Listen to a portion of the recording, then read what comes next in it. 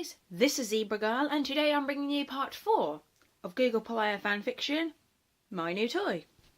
Let's begin.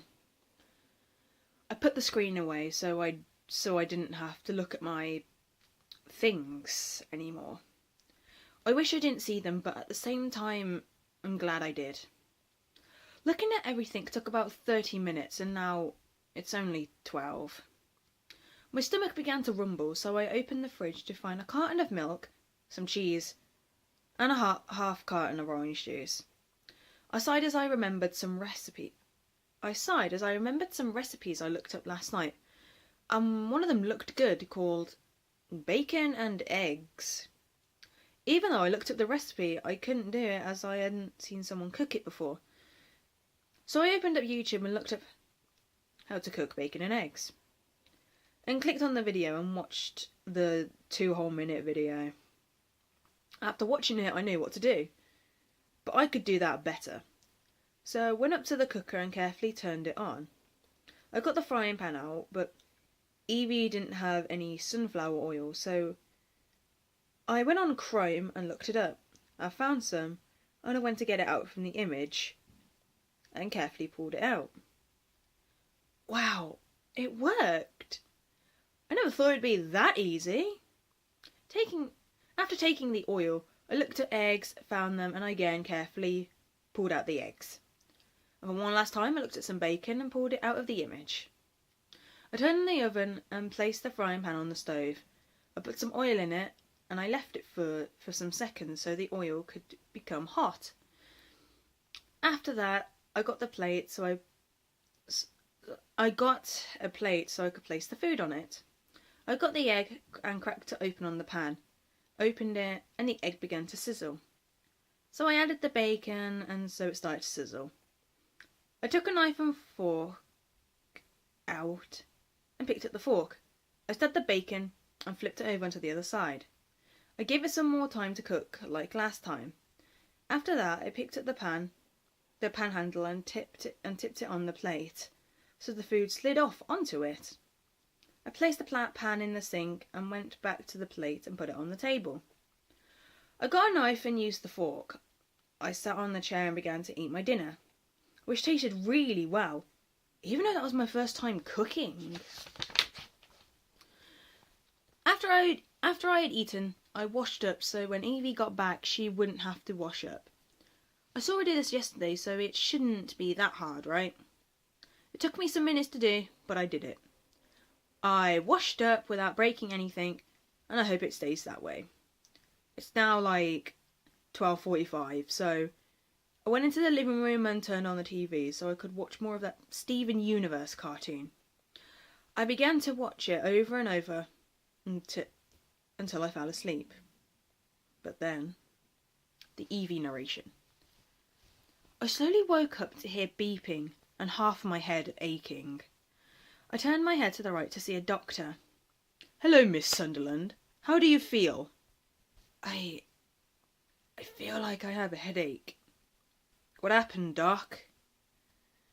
"I don't know all of the details, but something happened to you and Alex. Is Alex okay?" "He is fine. He is with your mother.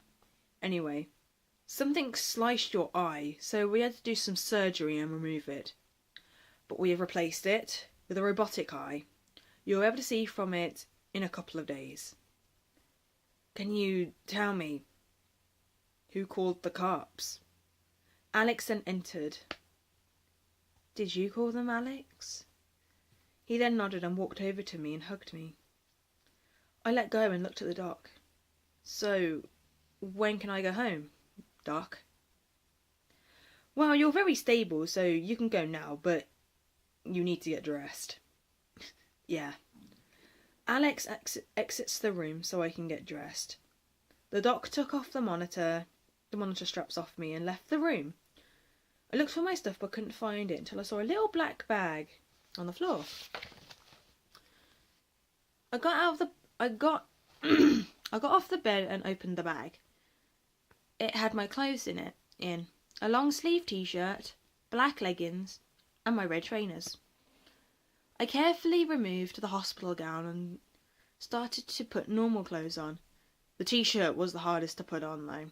It took me about 15 minutes to put the shirt on, but I did it, and I got dressed into the rest of my clothes.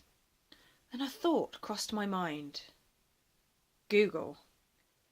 Even if he was a robot, he will still ask about this, and even though I got him 2 days ago, he's been really nice to me.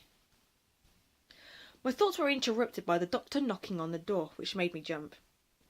"Can I come in, Miss Sunderland?" I sat on the bed and said, "Yeah, you can." The doc opened the door and walked in. "Well, all I can say that is get lots of rest for a couple of days, and then you'll be able to remove the eye patch. Oh, and when you take it off, it may look different, but over time, your eye will become white again." "Thanks, Doc." I left the gown on the bed, picked up the bag, and went to my mum and brother. They both hugged me, and my mum kissed my cheek. "Do you want to stay at a motel with us, sweetie?" I shook my head. "No thanks, Mum. I just want to go home and relax." "Of course, sweetie. We'll take you right away." We all exited the hospital and slowly walked to the car. I kept stopping as I kept getting small headaches. We got to the car. I opened the back door for Alex. "Thanks, sis."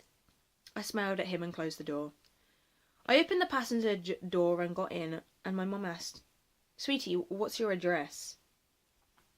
Luckily that Google had updated my computer, so I got the address, or whatever. I remembered the code. RZ3 7RY. My mum put it into the sat-nav, and it took us 45 minutes to get back to my place. We finally arrived at the house. I looked at the time. It was 2:30 in the morning. "Thanks for taking me home, Mum." "It's okay, sweetie." I looked behind me to see Alex was fast asleep. I exited the car quietly so I didn't wake him. I waved goodbye and walked to the door. I was about to knock when I started getting another headache, so I quickly knocked it. Before I knew it, I saw a familiar face of Google. He seemed happy to see me. "Evie, you're back!" "Yeah, I am. I told you I'd be back." The next thing I knew, I was being hugged by him. He was so warm, so I hugged him back. "How did you learn to hug?" I asked him. He let me go and said, "I learnt it off the TV programme with the kid with the gem on his belly." He then looked at me and tilted his head and asked, "What happened to your eye?" I don't feel like talking about it right now. I didn't feel like talking about it, so I said, "I just want to go to bed, Google." So I walked past Google and went straight to my bed. But Google closed the door and followed me, and then closed my bedroom door. "Can you tell me what happened to your eye?" "Why do you want to know?" Because I'm worried about you." Just after 2 days. That sounded more human than anything he's ever said, so I asked, "What did you say, Google?" "I'm worried that you're hurt and you're not telling me." I smiled and held his hand and said, I promise you, I felt something different. I looked at his hand, and they had skin on them. And his arms did too. Okay, that was part 4. I hope you enjoyed. I know that's probably a bit shorter, but I have to continue writing it as well, so, and I don't want to go too quickly through it, so that's why I made these like episodes once a week. And I'm sorry that I disappointed about doing the whole creepypasta thing as well. I just didn't have the time to do it. I know I did part 1, but then I got rid of it because it's just the fact that I did part 1 and Halloween had already passed, and I didn't want to do part 2 because I was just too busy at college with everything that I'm doing. So I'm very sorry that I disappointed whoever wanted to listen to that. But the creepypasta I was reading had already been read by so many other people. So stay continued for part 5 next week. See you guys in the next one. Zebra Girl out.